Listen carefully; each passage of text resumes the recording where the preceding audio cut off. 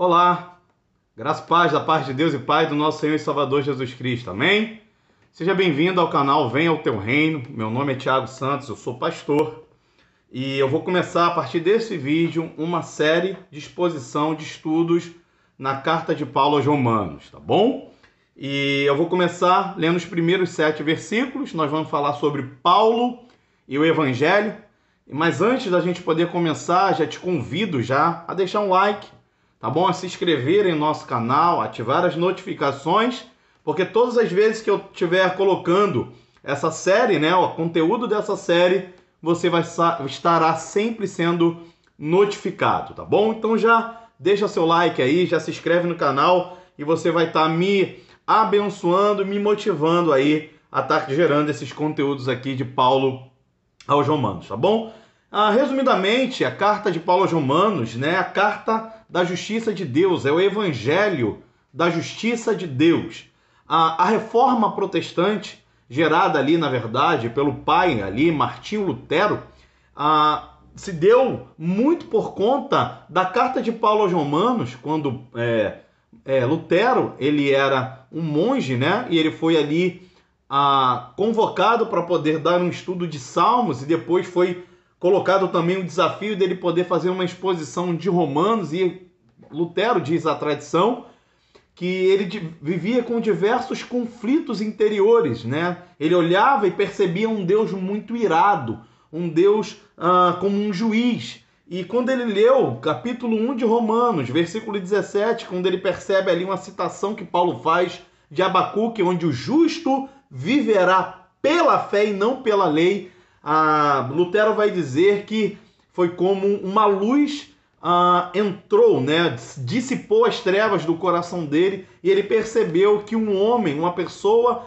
que quer viver em paz com Deus, ele precisa viver pela fé. E ele começa ali a estudar a carta de Romanos, e a partir daquilo Lutero tem um encontro pessoal com o nosso Senhor e Salvador Jesus Cristo, e ali ele começa a pregar as 95 teses ali naquelas igrejas ali da Igreja Católica, e reformando ali, né, falando sobre que a igreja precisaria passar por uma reforma. E nós somos hoje protestantes, né, somos católicos, apostólicos, só não somos romanos, né, nós somos protestantes porque nós somos oriundos da reforma protestante. E muito se deu pela carta de Paulo aos Romanos. Essa carta também abençoou Agostinho, né? Aurélio Agostinho, ou Agostinho de Hipona, que influenciou todo o pensamento ali da nossa teologia, né? Agostinho de Hipona, e entre outros ali, Calbart. A gente poderia estar falando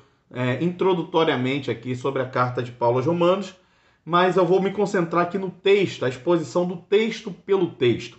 Eu começo apresentando Paulo, né, o autor dessa carta, né? Ele vai se apresentar como Paulo, como servo de Cristo Jesus. Ele já começa apresentando como uma pessoa que ele é humilde, né? Nós temos aqui um Paulo, antes de conhecer a Cristo, ele era Saulo. Saulo, né, tem a designação ali radical do hebraico de Saul, primeiro rei de Israel, que é um rei grande, né? É um rei alto, né? Ele foi tem identificado ali na tribo de Benjamim. Paulo vai tecer esses comentários lá em Filipenses, que ele é da tribo de Benjamim. Ele leva ali o nome do rei, né? Primeiro rei de Israel, Saulo, ou de Saul.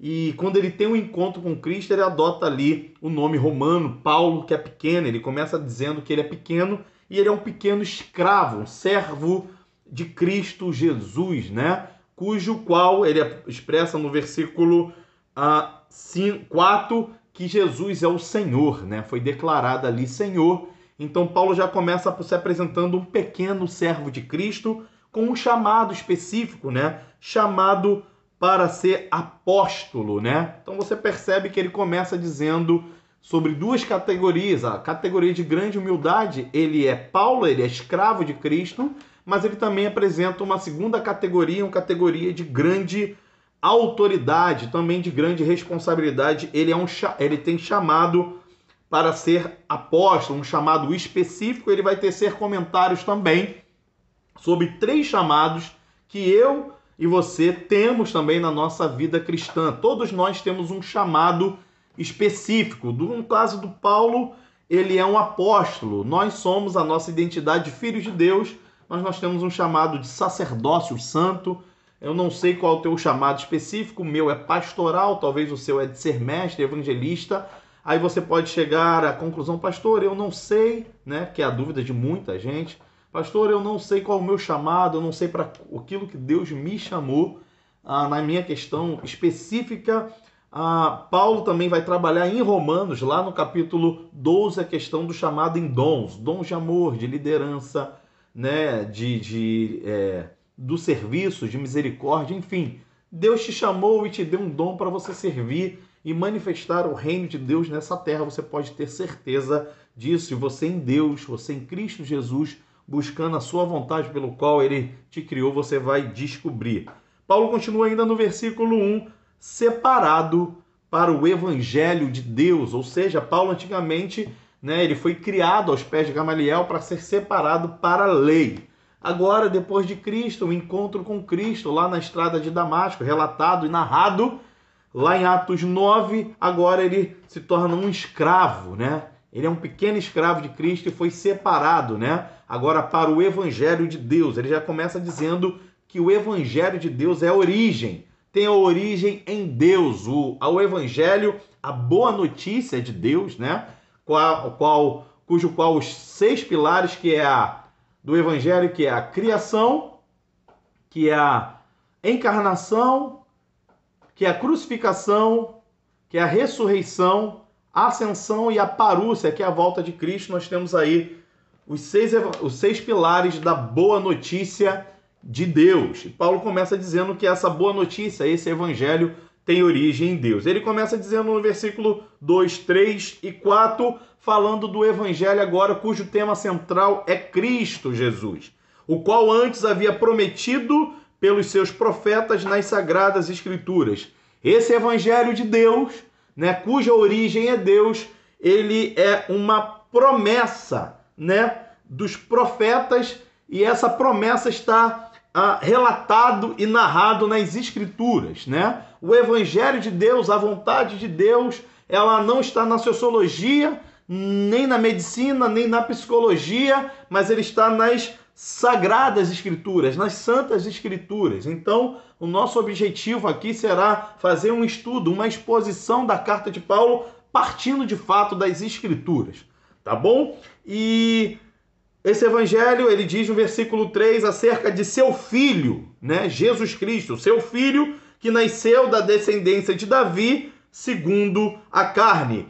Né? Esse evangelho, a origem é Deus, o tema central é Cristo, esse Cristo Jesus, que é o Senhor de Paulo, ele é da descendência humana de Davi, né? Jesus Cristo, o nosso Senhor, no versículo 4, que foi declarado Filho de Deus com poder, segundo o Espírito de Santidade pela ressurreição dos mortos, Jesus Cristo, o nosso Senhor. Paulo, no versículo 3 e no versículo 4, começa a tecer comentários acerca do tema central do Evangelho, cujo qual é Cristo Jesus. Ele começa dizendo que Cristo Jesus, ele tem também a sua origem na sua encarnação, na humanidade, na descendência de Davi, ao passo também que ele não é só da descendência de Davi, mas ele foi declarado, houve uma declaração no mundo espiritual como filiação divina, ou seja, o Cristo que é humano, ele é o Cristo divino. Ele foi declarado com poder segundo o Espírito de Santidade, está atrelando aqui o Espírito Santo de Deus, quando pela ressurreição dos mortos houve ali uma declaração de filiação divina e de senhorio sobre ele, dizendo que ele é Deus através da ressurreição, ou seja, quando Jesus Cristo na cruz estava efetuando o preço do salário dos nossos pecados, ali naquele momento, quando Jesus ele levanta da tumba ali no terceiro dia, né, houve uma declaração ali que não houve pecado, o sacrifício foi aceito e ali ele foi declarado de fato ali filho de Deus, filho divino, porque não houve pecado. Ele foi tentado em todas as coisas, porém não houve pecado. Então é isso que Paulo está construindo, uma cristologia aqui nos versículos 3 e 4, Paulo está tecendo esses comentários sobre a cristologia humana e divina de Jesus Cristo. No versículo 5 ele vai dizer, pelo qual recebemos a graça, né? Ou seja, o favor de Deus, o direito de Deus e o apostolado por amor do seu nome. Para, ou seja, finalidade para a obediência da fé entre todos os gentios. Ou seja, Paulo está dizendo que essa cristologia humana e divina, ele nos deu agora um direito, a graça do Senhor e, no caso de Paulo, um apostolado, ou seja, uma responsabilidade de um chamado, como Paulo tem, e eu e você também nós temos o direito agora da graça e temos a responsabilidade do chamado para obedecermos, para a obediência da fé entre os gentios, ou seja, agora entre nós, entre a sociedade. E Paulo continua dizendo no versículo 6, o segundo chamado, entre os quais sois também vós chamados para ser de Jesus Cristo. No versículo 1, Paulo fala que foi chamado para ser apóstolo, e agora ele fala de um chamado geral para ser chamado para pertencer a Cristo Jesus. Ou seja, nós temos um chamado específico, né? Eu sou um pastor, você é um mestre, um evangelista, enfim, você em Deus precisa buscar isso em oração, em intimidade com Deus. Eu recebi o meu chamado não me falha a memória, dia 29 de setembro de 2008. Isso. Recebi o meu chamado de Deus, entendi que o meu propósito ali dentro de um chamado específico para servir a igreja do Senhor, não a sociedade. Eu sirvo a sociedade como filho, como reino, como sacerdote, mas na igreja do Senhor eu sirvo um chamado pastoral. Paulo, apóstolo, você precisa buscar em Deus. Mas aqui Paulo no versículo 6, ele tece comentários aqui, ele vai tecer comentários, na verdade, chamando o chamado geral, que é para pertencer a Cristo Jesus, e ele encerra essa perícope, esse limite aqui de 7 versículos de compreensão de Paulo e o Evangelho, dizendo a todos, está falando agora para o público-alvo dele, a todos que estáis em Roma, amados de Deus, chamados para serdes santos, graça e paz da parte de Deus, nosso Pai, e do nosso Senhor Jesus Cristo. Paulo fala do terceiro chamado, nesses 7 versículos, aqui chamado para ser santo, não é isso? Primeiro chamado para ser apóstolo específico, segundo chamado geral para ser de Cristo, e agora o chamado de propósito, ou do propósito para ser santo, né? Como nosso Pai, né? Nosso Deus é santo e nós fomos criados à imagem e semelhança de Deus, nós devemos agora se mover ou nos mover em santidade. Santidade não é ser perfeito, mas viver uma vida que glorifique a Deus, como Charles Swindoll vai dizer, que homens, segundo o coração de Deus, não são homens perfeitos, mas são homens sensíveis, né? Sensíveis ao coração de Deus. Então, Paulo começa dando a sua carta, a sua biografia de apresentação sobre o Evangelho de Deus, e ele dentro do Evangelho fala de 3 chamados. Dentro desses 3 chamados ele apresenta a cristologia no qual ele pertence a Cristo, a cristologia de descendência davídica, da aliança davídica, e foi declarado também filho de Deus. Ele não se tornou filho de Deus, tá bom? Ele foi declarado ali, né, no mundo, depois da ressurreição, no mundo espiritual, quando Jesus ele vence a morte, ele foi declarado ali pelo Espírito de Santidade como filho de Deus, ou seja, o sacrifício foi aceito, o salário foi pago e ele foi declarado filho de Deus, e vocês com isso recebem um chamado de graça e um chamado de responsabilidade, e vocês agora precisam viver isso em obediência, porque vocês foram chamados para serem santos e vocês são amados de Deus, por isso recebam graça e paz da parte de Deus e Pai do nosso Senhor e Salvador Jesus Cristo.